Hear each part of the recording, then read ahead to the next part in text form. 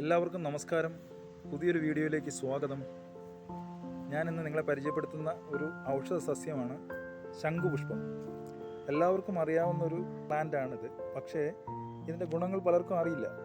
ഇതിൻ്റെ ഗുണങ്ങൾ ഒരുപാട് ഔഷധ ഗുണങ്ങളുള്ള ഒരു സസ്യമാണിത്. ഇതിൻ്റെ നമ്മുടെ ഈ പൂക്കൾ എല്ലാവരും ഒന്ന് നോക്കിയുള്ളൂ. ഈ പൂക്കൾ വളരെ ഔഷധ ഗുണമുള്ളതാണ്.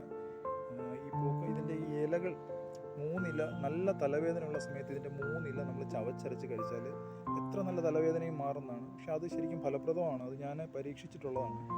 പിന്നെ ഈ പൂക്കളെന്ന് പറഞ്ഞാൽ നമ്മൾ ബ്ലൂ ടീ എന്ന് പറഞ്ഞൊരു ചായ തയ്യാറാക്കുന്നത് ശരിക്കും ഇതിൻ്റെ പൂക്കളാണ്. നല്ല തിളച്ച വെള്ളത്തിൽ ഒരു 3-4 പൂക്കളിട്ട് ഒരു 5 മിനിറ്റ് കഴിയുമ്പോഴേക്കും ആ വെള്ളം നല്ല നീല കളറാണ്. ശരിക്കും അത് കുടിക്കുന്നത് ശരീരത്തിന് വളരെ നല്ലതാണ്. നമ്മുടെ രക്തസമ്മർദ്ദം കുറയ്ക്കുന്നതിന് വളരെ ഉപകാരമാണ്. അതുകൂടാതെ തന്നെ നമുക്ക് നല്ല ഉന്മേഷം, മനസ്സിനും ശരീരത്തിനും നല്ല ഉന്മേഷം തരുന്ന ഒരു ടീ ആണിത്. അപ്പോൾ എല്ലാവരും ഇത് പരീക്ഷിച്ച് നോക്കുക. നമുക്ക് ആർക്കും അത് കുടിക്കുന്നതിന് പ്രത്യേകിച്ച് ഒരു ടേസ്റ്റ് വ്യത്യാസമൊന്നുമില്ല. വളരെ ഈസി ആയിട്ട് കുടിക്കാൻ പറ്റുന്നതാണ്. അതുകൂടാതെ നമുക്ക് നമ്മുടെ വീടിൻ്റെ പരിസരങ്ങളിലോ നമ്മുടെ വീട്ടിലോ എവിടെയെങ്കിലും ഇത് കണ്ടു കഴിഞ്ഞാൽ നശിപ്പിക്കാതിരിക്കുക.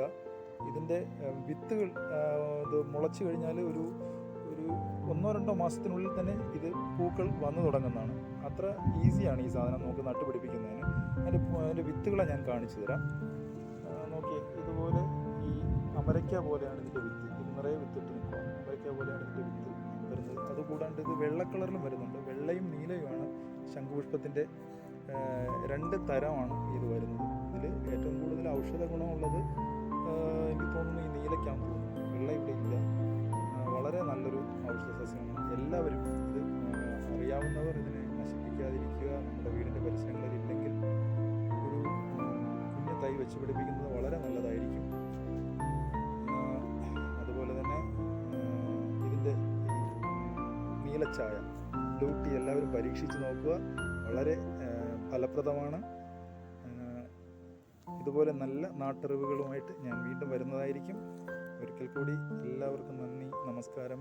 എൻ്റെ ചാനൽ ഇഷ്ടമാവുകയാണെങ്കിൽ എല്ലാവരും ലൈക്കും കമൻറ്റും തന്ന് സബ്സ്ക്രൈബും ചെയ്ത് സഹായിക്കണം. Thank you.